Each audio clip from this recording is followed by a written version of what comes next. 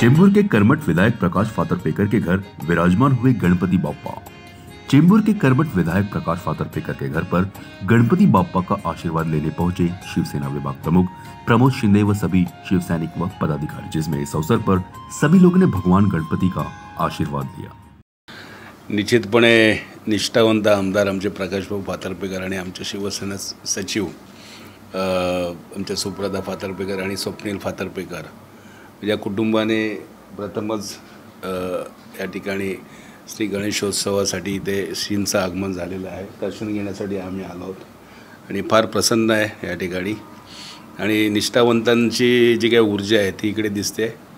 मी गणरायाला प्रार्थना केलेली आहे, फातर्पेकर साहेबांच्या सर्व इच्छा आकांक्षा आणि त्याचबरोबर त्यांनी जे काही व्रत घेतलेलं आहे चेंबूरच्या लोकांची सेवा करण्याचं ते व्रत आणि त्यांच्या कार्यात अखंडता कुठे खंड पडू नये अशी प्रार्थना या निमित्ताने केलेली आहे। काल गणपती बाप्पाचे विसर्जन होतं, तुम्ही पण स्वतः आपलं घरचे गणपती बाप्पा विसर्जन केलं। एक शिवसैनिकांमध्ये एक उत्साह आहे, काय सांगणार आहे ना? शिवसैनिकांमध्ये उत्साह यासाठी आहे की आदरणीय आमचे उद्धव बाळासाहेब ठाकरे जे देशाला दिशा देण्याचं सध्या काम करत आहे त्यांचं नेतृत्वाखाली आम्ही लोकांची सेवा करतोय। तर गणपती बाप्पाच्या चरणी प्रार्थना आहे की उद्धव साहेब पण जे काही करतील त्याच्यामध्ये यश दे।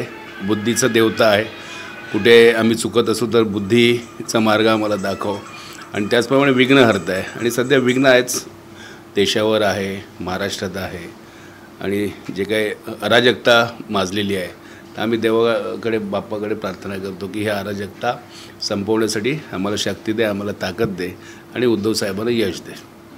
आज प्रमोदजी आलेत आणि इतरी नेते मंडळी येऊन गेलेत आणि त्यांना इन्व्हिटेशन दिलं सुप्रदा, मी, स्वप्नीलनी आणि येत आहेत। आणि आज म्हणजे मी लहान असताना आमच्या गोव्याच्या घरी गणपती असायचा, एकदम लहान असताना, आणि आज प्रथमच सुप्रदा आणि स्वप्नीलनी डिसिजन घेतला आणि आज बाप्पा आमच्या घरामध्ये विराजमान झालेले आहेत आणि एकदम प्रसन्न वातावरण आहे। त्यानिमित्ताने लोक घरी येत आहेत, पाया पडत आहेत। काय शुभेच्छा देणार लोकांना? नाही, शुभेच्छा म्हणजे आज गणपतीचा दिवस आहे, सण आहे। गणपती विसर्जन करताना जे तुम्ही आतमध्ये समुद्रामध्ये जाताय ते जरा सांभाळून जा, जास्त खोल पाण्यामध्ये जाऊ नका आणि व्यवस्थित विसर्जन करून परत या।